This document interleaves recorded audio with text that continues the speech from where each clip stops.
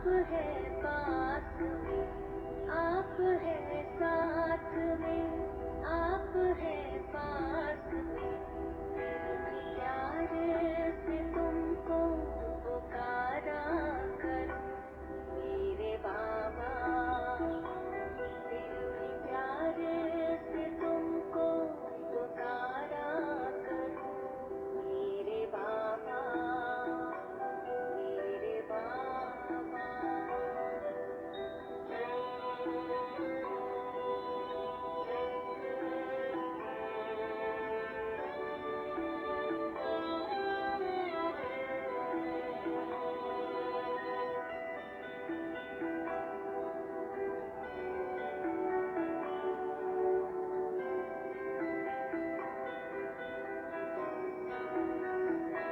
मैं निराकार को देखते देखते अब तो मैं भी निराकार होने लगी।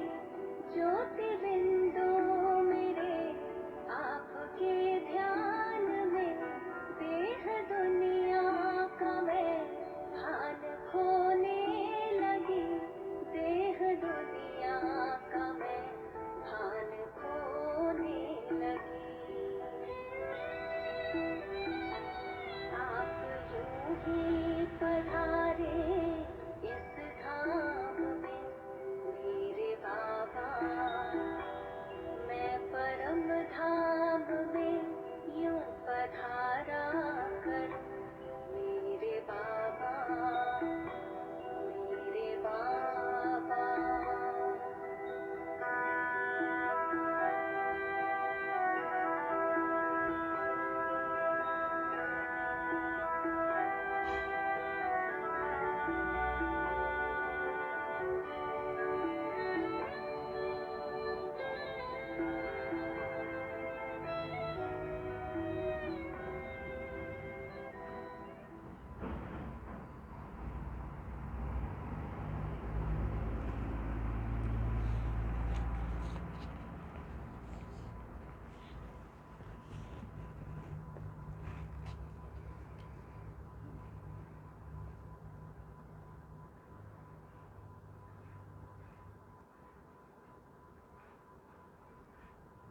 ओम शांति। आज 11 जून के महावाक्य हैं और इस 11 जून में हमें एक अभ्यास करना है अपने तीव्र पुरुषार्थ के लिए। देह भान से परे होना है तो यह रूहानी एक्सरसाइज कर्म करते भी, अपनी ड्यूटी बजाते हुए भी 1 सेकंड में अभ्यास कर सकते हो। यह एक नेचुरल अभ्यास हो जाए। अभी अभी निराकारी, अभी अभी फरिश्ता, यह मन की ड्रिल जितनी बार करेंगे उतनी ही क्या होगी, सहज योगी और सरल योगी हम बनते जाएंगे। मातृश्री जी के जीवन की मुख्य धारणाएं। ज्ञान चंद्रमा माँ के समान शीतल योगी बनना है। शीतलता की शक्ति से क्रोध करने वाली आत्मा भी शीतल बन जाए। कभी क्रोध अग्नि में जलना नहीं है। आज हमको अपने अंदर की क्या करना है, इस जलन को मिटाना और अपने अंदर उस अनासक्त भाव को लाना है। आज हमारे मीठे बाबा के महावाक्य हैं कि हम आत्माएं इन विकृतियों के दुबन में जो फंस गए हैं कैसे निकल सकते हैं। दुबन से निकलने की अगर युक्ति नहीं आती तो जितना आदमी बाहर निकलने की कोशिश करता है उतना ही अंदर और घुसता जाता है। दुबन से निकलने के लिए उल्टा खिसकना पड़ता है। तो विधि है उसकी भी। बाबा हम बच्चों को इस माया रूपी कलयुग के दुवन से कैसे बाहर निकाल रहा है। तो आइए सुनते हैं 11/6/2021 के महावाक्य। मीठे बाबा ने आज हम बच्चों को हमारे स्वरूप की स्मृति दिलाई है। बाबा ने कहा, मीठे बच्चे, तुम अभी सच्चे सच्चे राजयोगी हो।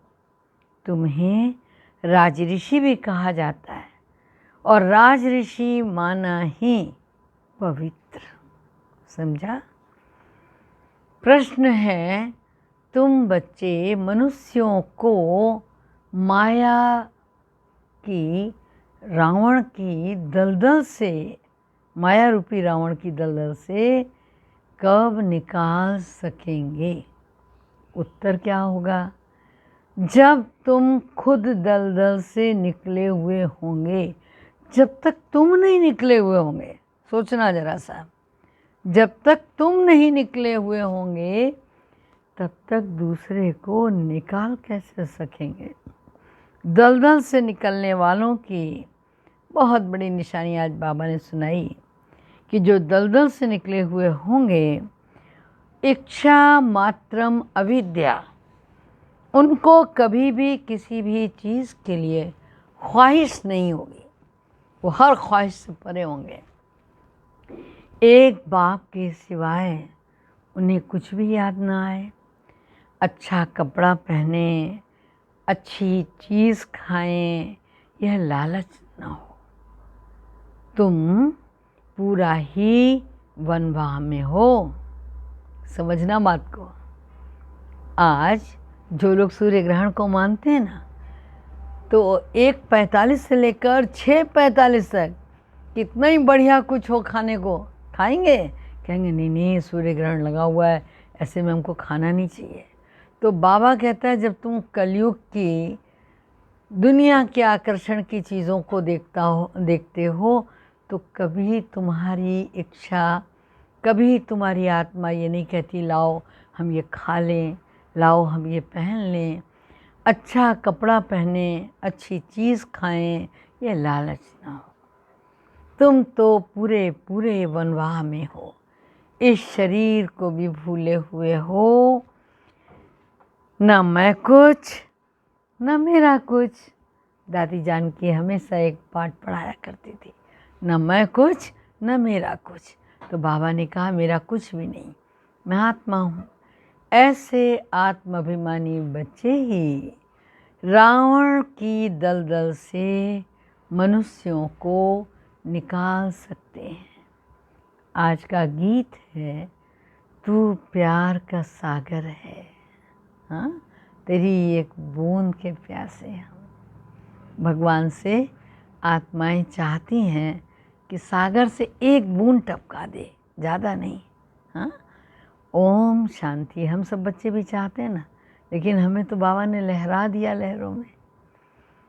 कोई समय गीत जब बजाया जाता था तो बाबा बच्चों से गीत का अर्थ भी पूछते थे और बाबा कहते थे कि अच्छा आप बताओ, तुम कब से राह भूले हो?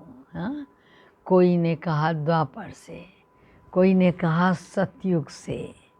जो कहते द्वापर से भूले वो रॉन्ग है। ये तो राह तो सतयुग से ही भूले हुए हैं।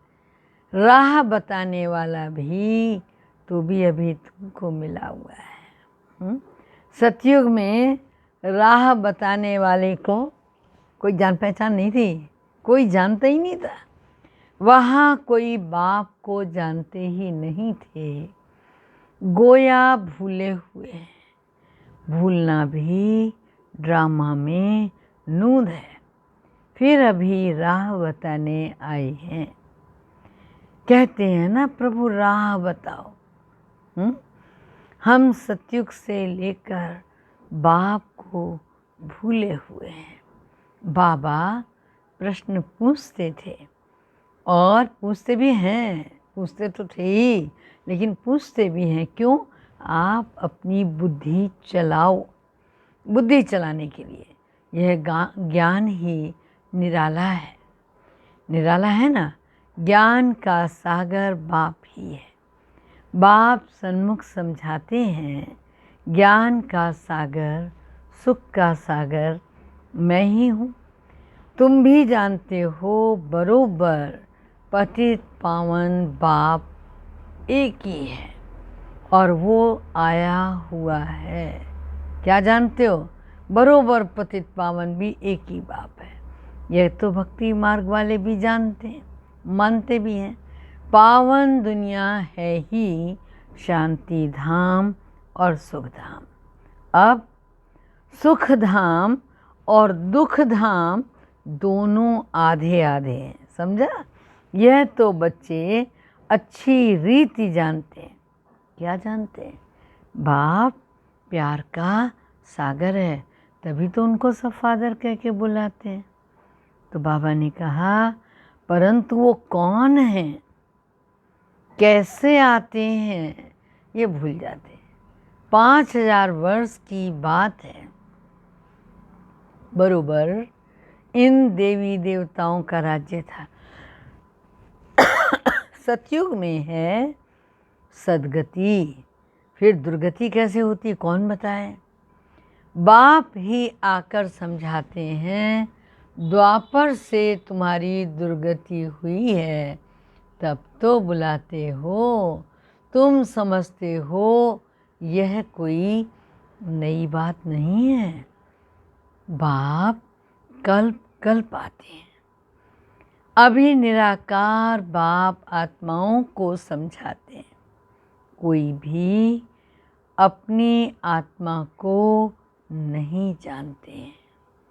ऐसे कभी कोई नहीं बताएंगे कि हमारी आत्मा में सारा पार्ट भरा हुआ है। कभी नहीं कहेंगे कि मैं आत्मा अनेक बार यह बना हूँ।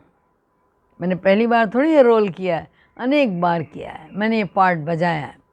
ड्रामा को भी वो जानते नहीं हैं। करके लाखों हजार वर्ष ऐसे बोल देंगे।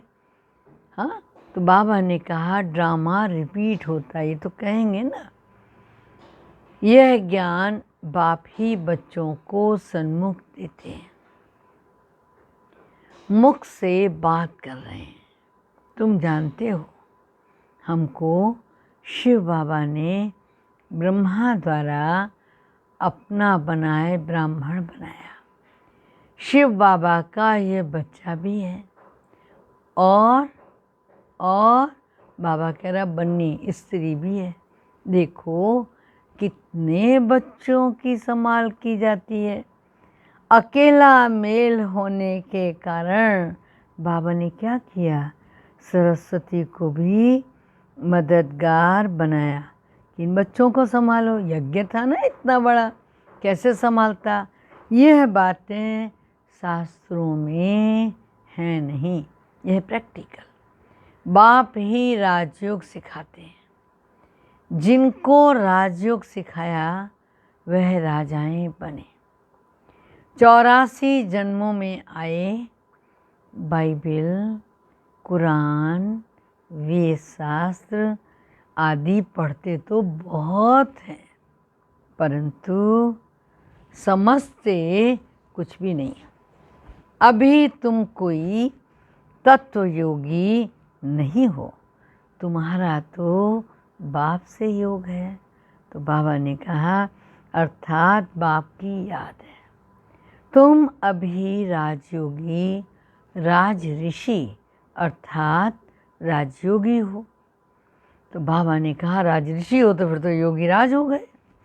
योगी पवित्र को कहा जाता है। स्वर्ग की राजाई लेने के लिए तुम योगी बने हो। बाप पहले पहले कहते पवित्र बनो, योगी बनो। कहता है ना हमारा कोट ऑफ आर्म्स क्या है, योगी बनो, पवित्र बनो। योगी नाम ही उनका है। तुम सब क्या हो, राजयोगी।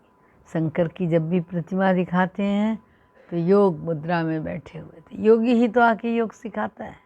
तो बाबा ने कहा तुम सब राजयोगी हो, तुम ब्रह्मा मुख वंशावली ब्राह्मणों की ही तो बात है, तुमको राजयोग सिखा रहे हैं। स्टूडेंट हो गए हो ना, स्टूडेंट को कब टीचर भूलेगा क्या?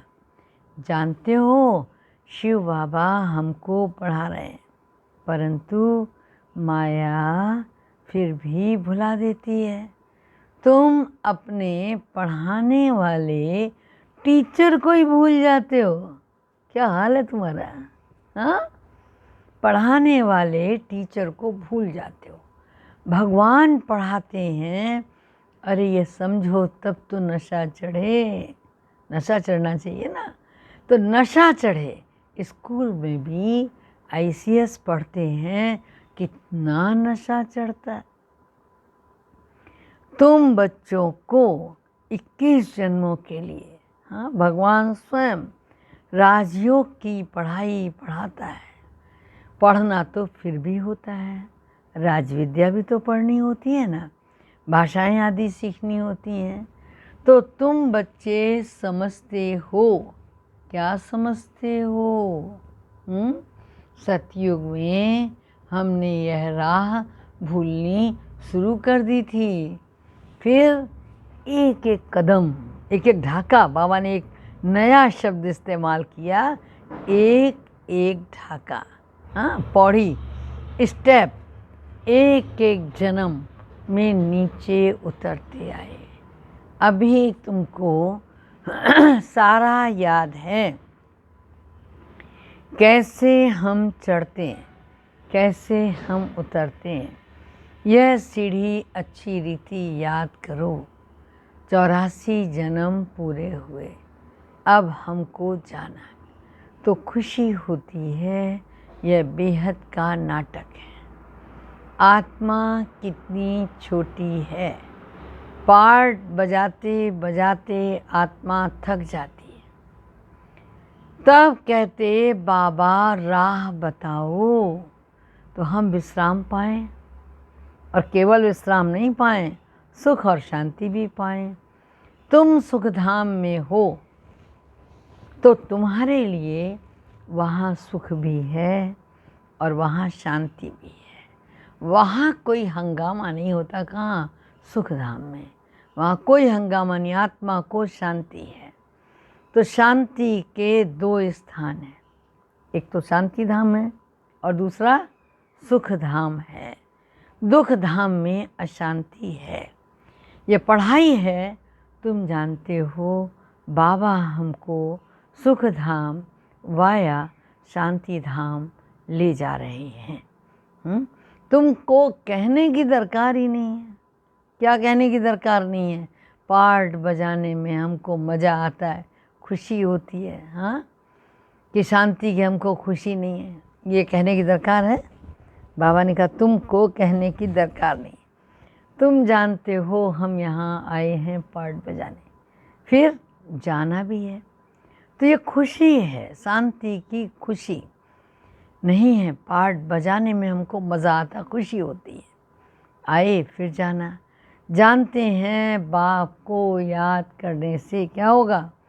विकर्म विनाश हो जाएंगे। फिर जब विकर्म विनाश हो जाएंगे, शांत तो मन रह न सके, कर्म बिगड़ रह ही नहीं सकता है। तो बाबा ने कहा कर्म बिगड़ रह नहीं सकता, बाकी महसूसता आती है। हम बाप से पवित्रता का, सुख और शांति का वर्षा ले रहे हैं, तो खुशी होनी चाहिए। ये तो है ही दुख धाम, इसमें सुख हो ही नहीं सकता है। मनुष्य शांति धाम और सुख धाम को भूल गए। तो जिनको बहुत पैसे होते हैं समझते हैं हम सुख में हैं। सन्यासी घर बार छोड़ जंगल में जाते, कोई हंगामा तो है नहीं, तो शांत तो हो ही जाते, परंतु वो हुआ अल्पकाल के लिए। जंगल में चले गए, घर गृहस्थी से छोड़ के, थोड़ी देर के लिए शांति मिल गई। लेकिन आत्मा का जो शांति स्वधर्म है, उसमें तुम शांत में ही रहते हो। फिर बाबा ने कहा यहाँ तो प्रवृत्ति में आना है, पार्ट बजाना ही है। यहाँ आते ही हैं कर्म करने, कर्म में तो आत्मा को जरूर आना ही है। तुम बच्चे समझते हो? क्या समझते हो? यह समझाने बाप दे रहे हैं। निराकार भगवानोवाच। अब तुम जानते हो हम आत्मा हैं और हमारा बाप परम आत्मा है। ये जानना, परम आत्मा माना परमात्मा, उनको ये आत्मा बुलाती है। वह बाप ही सर्व का सद्गति दाता है। अब बाबा कहता है बच्चे देही अभिमानी बनो, और यही बनने में मेहनत है, यही मेहनत है। आधा कल्प से जो खाद पड़ती है वो इस याद से ही निकलेगी। तुम सच्चा सोना तुमको बनना है, ध्यान रखो। जैसे सच्चे सोने में खाद मिलाए फिर जेवर बनाते हैं, तुम असल में सच्चा सोना थे, फिर तुम्हारे में खाद पड़ती चली जाती है। अब तुम्हारी बुद्धि में है, क्या है तुम्हारी बुद्धि में? हमने पार्ट बजाया था और अब हम जाते हैं पियर घर। जैसे विलायत से जब पियर घर लौटते ना तो खुशी होती है। तुमको भी तो खुशी होती है ना, तुम्हें भी खुशी है। तुम जानते हो बाबा हमारे लिए हथेली पर स्वर्ग लाया है। बेहद के बाप की सौगात भी तो बेहद की है ना। बेहद की बादशाही अर्थात सद्गति है। सन्यासी लोग मुक्ति की सौगात पसंद करते हैं। कोई मरता है तो कहेंगे स्वर्गवासी हुआ। सन्यासी कहेंगे ज्योति ज्योति में समा गई, जिसमें सब मिल जाएंगे। वो तो रहने का स्थान है जहाँ हम आत्माएं रहती हैं। बाकी कोई ज्योति आग आदि थोड़ी है जिसमें सब मिल जाएंगे। ब्रह्म महतत्व है जिसमें आत्माएं रहती हैं, बाप भी वहीं रहते हैं। वो भी बिंदी है और हम आत्माएं भी क्या हैं? हम आत्माएं भी बिंदी हैं। समझा?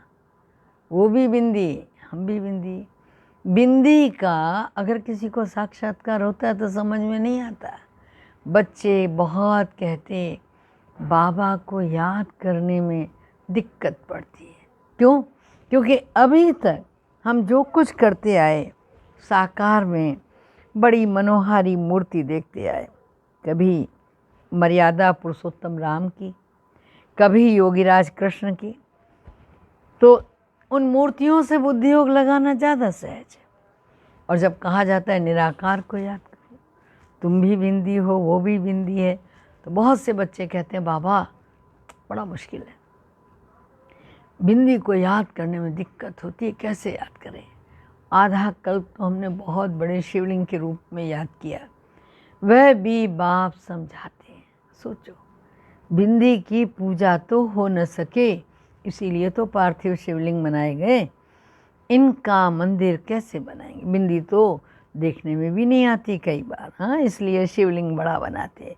बाकी आत्माओं के शालिग्राम बहुत छोटे छोटे बनाते हैं। शिव की बारात बनाते हैं ना, तो बाबा ने कहा अंडे मिसल बनाते। कहेंगे पहले ये क्यों नहीं बताया था कि परमात्मा बिंदी मिसल है? बाप कहते उस समय यह बताने का पार्ट ही नहीं था। अरे क्यों नहीं बताया? तो बाबा कहता अरे तुम ICS शुरू से क्यों नहीं पढ़ते हो? पढ़ाई के भी कायदे ना, पहले ग्रेजुएशन करोगे, पोस्ट ग्रेजुएशन करोगे, फिर तैयारी करोगे। तो बाबा कह रहा है एकदम थोड़ी ICS बन जाओगे, पढ़ाई के भी कायदे हैं। कोई ऐसी बात पूछे तो तुम कह सकते हो अच्छा बाबा से पूछते हैं, वो हमारे टीचर हैं, बड़े टीचर हैं, उनसे लिख कर पूछते हैं। बाबा को बताना होगा तो बताएंगे, नहीं तो कहेंगे आगे चलकर समझ लेंगे। एक ही टाइम पर तो सारा ज्ञान नहीं सुनाएंगे ना, ये सब नई नई बातें हैं। तुम्हारे वेद शास्त्रों में जो है, बाबा कहता है मैं बैठ करके उन शास्त्रों का सार सुनाता हूँ। यह भी भक्ति मार्ग की नूंद है, फिर भी तुमको पढ़ने ही होंगे। क्यों? ये भक्ति का भी तो पार्ट बजाना होगा। कौन बजाएगा? जब पौड़ी दर पौड़ी उतरते हैं, पतित बनने का भी पार्ट है। तो बाबा ने कहा, कहते भक्ति के दुबन में फंस गए हो। बाहर से तो खूबसूरती बहुत है। कैसी खूबसूरती है? बाबा ने कहा रोड़ के पानी मिसल, माना मृग तृष्णा के समान। इस दुबन में आ जाते हो। बाबा ने कहा भक्ति भी बड़ी सुहानी है, आकर्षक बहुत है। बाप कहते हैं ये तो ऋण का पानी मृग तृष्णा के समान है, और इस दुबन में फंस जाते, फिर निकलना बहुत मुश्किल होता है। एकदम फंस जाते, फिर औरों को निकालने के लिए कैसे निकालोगे जब खुद ही फंस गए? तो ऐसे बहुत फंसे पड़े हुए हैं। आश्चर्यवत सुनंती कथनती, और क्या होते हैं? औरों को निकालनती, चलते चलते फिर खुद फंस पड़ते हैं। हाँ, कितने अच्छे अच्छे फर्स्ट क्लास थे, बाबा कह रहा है, फिर उनको निकलना बहुत मुश्किल हो जाता है। बाप को भूल जाते हैं। तो दुबन से निकालने में कितनी मेहनत लगती है, कितना भी समझाओ मुश्किल हो जाता है। बाबा को भूल जाते हैं, बुद्धि में बैठता ही नहीं है। अब तुम समझ सकते हो कि हम माया रूपी रावण की दलदल से कितना निकले हैं, और जितना निकलते जाते हैं उतना खुशी होती जाती है। जो खुद निकला होगा उनके पास शक्ति होगी दूसरे को निकालने की। बाण चलाने वाले कोई तो बहुत तीखे होते हैं, कोई कमज़ोर होते हैं। बाबा ने आज एक उदाहरण दिया बहुत सुंदर, भील और अर्जुन का। भील कौन? एकलव्य, याद है ना? तो उसको पथक में प्रवेश ही नहीं दिया था। जिस शस्त्रशाला में गुरु द्रोणाचार्य पांडवों को शस्त्र विद्या सिखा रहे थे, वो भी वहीं सीखने गया था। और जब वो सीखने गया तो उन्होंने कहा ये राजपुत्रों का पाठशाला है, इसमें कोई और नहीं सीख सकता। तो वो बाहर चला गया। तो आज बाबा वही उदाहरण दे रहे हैं, और अर्जुन से कहीं तीव्र धनुर्धर हुआ अभ्यास से। तो बाबा ने कहा भील और अर्जुन का भी मिसाल है। अर्जुन साथ रहने वाला था। अर्जुन एक को नहीं कहते, जो बाप का बनकर बाप के साथ रहते हैं उनको कहा जाता अर्जुन। साथ में रहने वाले और बाहर में रहने वाले को रेस कराई जाती। भील अर्थात बाहर में रहने वाला, और वो तीखा चला गया। कई बार बाबा कहता ना कि जो बांधेलियाँ रहती हैं बंधनों में, उनकी याद की लगन बहुत तीव्र होती है। बहुत तीखा चला गया। दृष्टांत एक का दिया जाता है, लेकिन बाबा ने कभी ये नहीं कहा कि एक यही अर्जुन है। नो, जितने हैं जो ओटे वो अर्जुन। बाबा तो सबको बराबर पढ़ा रहा है ना। साथ में रहने वालों को, बाहर वालों को बाबा कहता है एक नहीं है कि कोई तीखा चला गया, बहुत से हैं जो बंधन में हैं। दृष्टांत एक का दिया जाता है, बात तो बहुतों की है, और तीर भी एक ज्ञान का है। अच्छी चीज़ पहनने, बाबा ने कहा तीर भी ज्ञान का, हर एक अपने को समझ सकते हैं। हम कितना बाप को याद करते, और कोई की याद तो नहीं आती। अच्छी चीज़ पहनने व खाने की लालच तो नहीं रहती। यहाँ अच्छा पहनेंगे तो वहाँ कम हो जाएगा। हमको यहाँ तो वनवाह में रहना ही है। बाप कहते तुम अपने शरीर को भी भूल जाओ, यह तो पुराना तमोप्रधान शरीर है, तुम स्वर्ग के मालिक बनते हो। इच्छा मात्रम अविद्या, ये है उसका सिद्धांत, बेसमेंट। अगर ये जीवन में आ गया तो पार हो जाओगे। हाँ, बाप कहते हैं तुम यहाँ जेवर आदि नहीं पहनो। पता नहीं बाबा कहाँ से देख लेता है, जेवर आदि नहीं पहनो। क्यों क्यों कहता है? तो बाबा ने कहा अगर तुम पहन के आएंगे तो इसके भी अनेक कारण हैं। कोई का जेवर गुम हो गया, कहेंगे अरे ये वहीं जाती है ब्रह्मा कुमारियों में, वहाँ दे आई होगी। गुम हो गया तो कहेंगे बीके को देकर आइए। और कई बार रास्ते में भी चोर चक्के मिल जाते हैं। हमारे यहाँ का एक किस्सा था ना, हमारी एक माता जी सुबह सुबह क्लास में आई और उनको कुछ लोगों ने रोक के कहा आगे पुलिस लगी हुई है, आजकल लोग उतरवा ले रहे हैं, चोर लगे हुए हैं, माता जी कहाँ पहन के जा रही हो, लाओ ये सोने का हमको दो और हम आपको दूसरा देते हैं, पहन लो। और उसके बाद उन्होंने लपेट के उनको दे दिए कि लो रख लो अपने सोने के। जब वो क्लास में आई और उसके बाद उन्होंने खोल के देखा तो वहाँ तो उनके चूड़ियाँ थी नहीं, वहाँ तो लोहे की चूड़ियाँ थी। यह हाथ की सफाई और आँख की सफाई। तो बाबा मना कर रहा है, उस समय भी होता होगा। तो बाबा ने कहा फिर चोर चकार भी रास्ते में छीन लेते हैं। आजकल तो माइयाँ भी लूटने वाली बहुत निकली हैं, फीमेल भी डाका मारती हैं। दुनिया का हाल देखो क्या है। तुम समझते हो यह दुनिया बिल्कुल वैश्यालय है। हम यहाँ शिवालय में बैठे हैं शिव बाबा के साथ। वह सत्य है, चैतन्य है, आनंद स्वरूप है, आत्मा की ही महिमा है।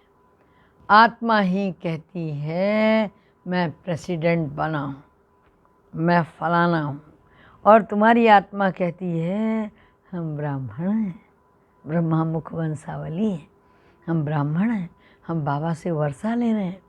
आत्माभिमान में रहना, और यही मेहनत है, यही पाठ है पहला।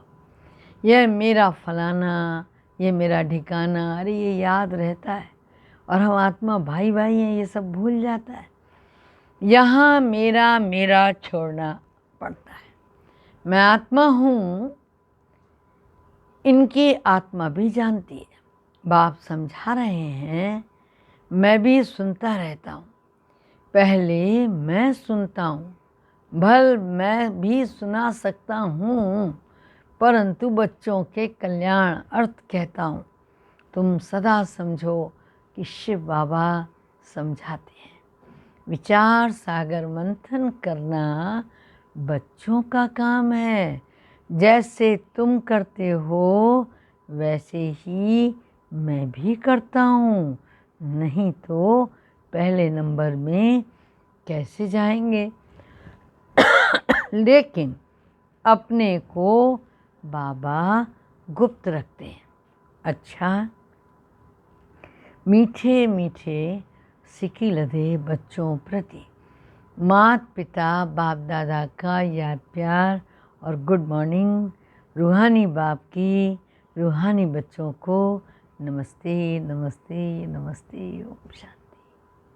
आज की धारणा का सार बताओ जरा, समझाओ क्या होगा। मेरा मेरा सब छोड़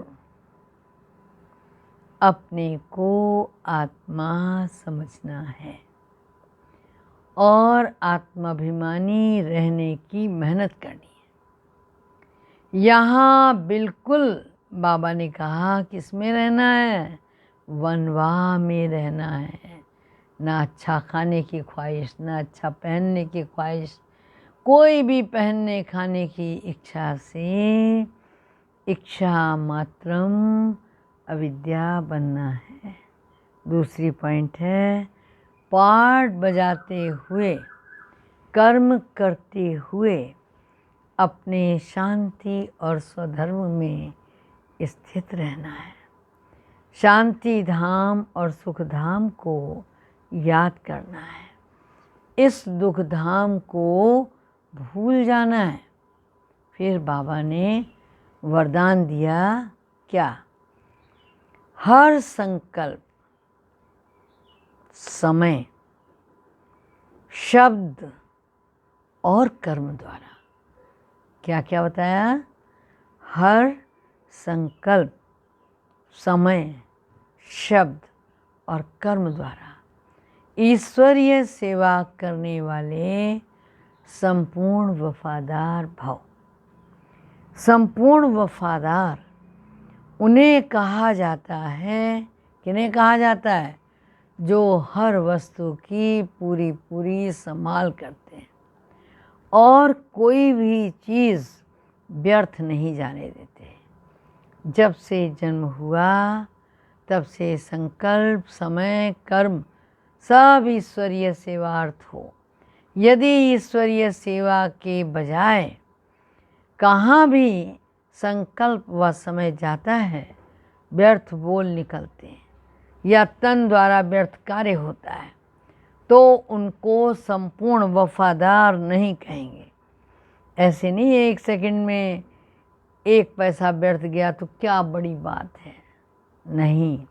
संपूर्ण वफादार अर्थात सब कुछ सफल करने वाला, सब कुछ अर्थात संकल्प, समय, शब्द और कर्म।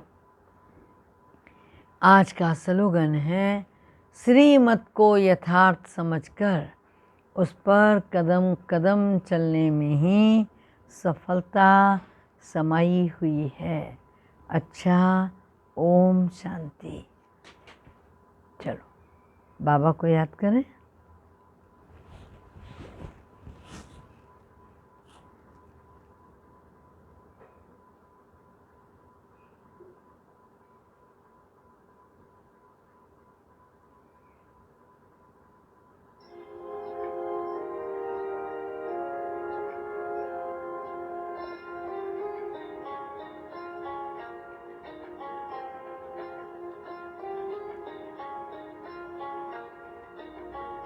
बड़ा प्यारा लगे ओ बाबा,